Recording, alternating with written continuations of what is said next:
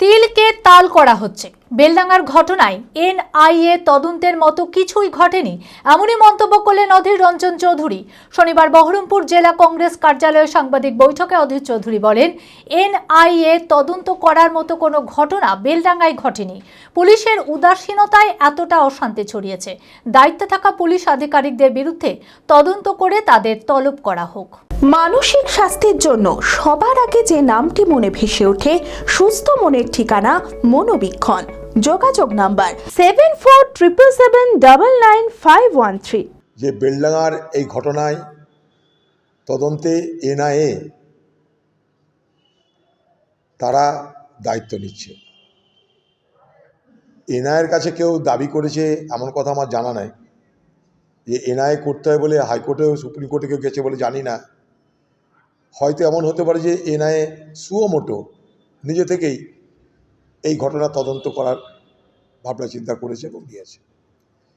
কিন্তু আমি একটা কথা বলতে চাই, যে ঘটনাটা ঘটেছে এনআইএর তদন্ত করার মতন এত বড় বৃহৎ ঘটনা এটা নয়।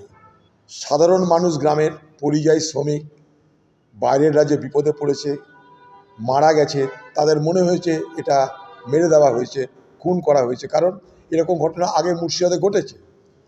ফলে তারা কিন্তু এখানে ক্ষুব্ধ হয়ে, বিরক্ত হয়ে, ক্রোধ প্রকাশ করার জন্যে হাতের কাছে কী পাবে? সফট টার্গেট হচ্ছে রাস্তা, রেল, এগুলো হচ্ছে সফট টার্গেট। তারা সেখানে গিয়ে কিন্তু বিক্ষোভ করতে গেছে, ক্রোধ তাদের আছড়ে পড়েছে। সেখানে কিন্তু কোনো খুনও হয়নি, কোনো অগ্নিসংযোগও হয়নি, কোনো ডাকাতিও হয়নি, কোনো রাহাজানিও হয়নি, কোনো দাঙ্গাও হয়নি। সেখানে আমি নিজেও গেছিলাম। হ্যাঁ, হয়তো বন্ধ দীর্ঘস্থায়ী হয়েছে, অবরোধ হচ্ছে দীর্ঘস্থায়ী হয়েছে, সেটা এখানকার পুলিশের ব্যর্থতা, এখানকার প্রশাসনের ব্যর্থতা, এখানকার সরকারের ব্যর্থতা।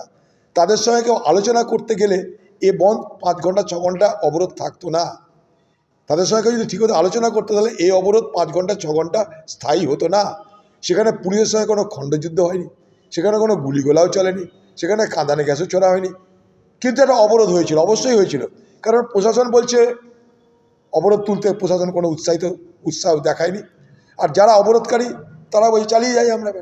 তার মধ্যে কিছু মিসক্রিয়েন্ট, কিছু বদমাশ যারা যে কোনো সময় সুযোগের সদ্ব্যবহার করে, তারা সাংবাদিকদের উপর আক্রমণ শানায়, সাংবাদিকদের উপরে হামলা করে, সাংবাদিকদের মারধর করে। এই সাংবাদিকদের মারধর করার ব্যাপারটা ঘটেছে শুধুমাত্র পুলিশের উদাসীনতার কারণে। পুলিশ দাঁড়িয়ে থেকে সেই সাংবাদিকদেরকে মার খাইয়েছে। নিট 2025-এ অভাবনীয় সাফল্য জেড একাডেমির। চমকপ্রদ র্যাঙ্ক জেড একাডেমির ছাত্রছাত্রীদের। সকল সফল ছাত্রছাত্রীদের অভিনন্দন জানায় জেড একাডেমি। পরবর্তী নিট পরীক্ষায় সফল হতে আজই আসুন।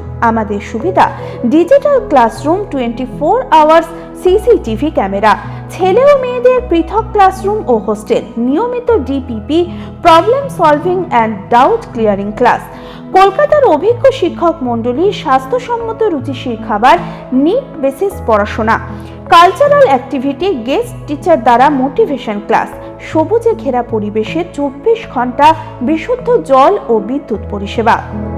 বিশদে জানতে যোগাযোগ করুন জেড একাডেমি, সারকাছি রামকৃষ্ণ মিশনের সন্নিকটে, বহরমপুর, মুর্শিদাবাদ। Mobile number 9836187795।